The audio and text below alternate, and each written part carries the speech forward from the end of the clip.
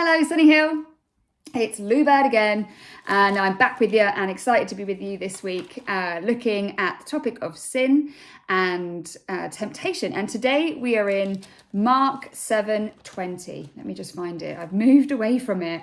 Mark 7:20. And here in this passage, Jesus is talking to the religious leaders, and he's talking to them about what makes a person clean and unclean. I'll read it because it's pretty short and it won't take too long. So Mark 7:20-23 says, Jesus went on, what comes out of a man is what makes him unclean. For from within, out of man's heart comes evil thoughts, sexual immorality, theft, murder, adultery, greed, malice, deceit, lewdness, envy, slander, arrogance, and folly. All these evils come from inside and make a man unclean.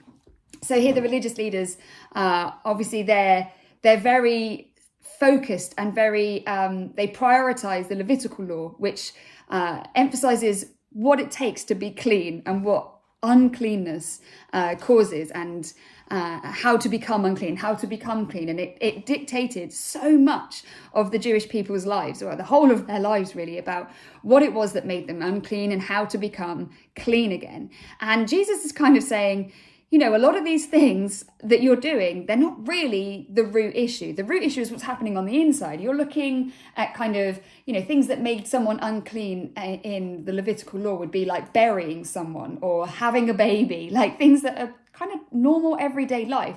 People would be ceremonially unclean as a result of these things. And so the priority would be to become clean, to go through the purification process to become clean. And this took up so much time and so much energy and so much of the focus. And Jesus is actually saying in this moment, you know, actually it's what's on the inside that causes a person to become unclean. It's not their outward behaviors that make them unclean. It's the inside, the root, the kind of deep down heart issues that make someone unclean. This would have been very radical teaching in the time, and I'm sure upset a lot of the religious leaders who focused a lot on the Levitical principles of the time. But certainly Jesus is saying in this passage that inside is where the important work needs to be done. And behavior modification is not enough. And I know yesterday I spoke to you about you know, switching off from social media or deleting whatever it is that's unhelpful for you, or stepping back from a relationship that might be broken or causing you temptation, anything like that.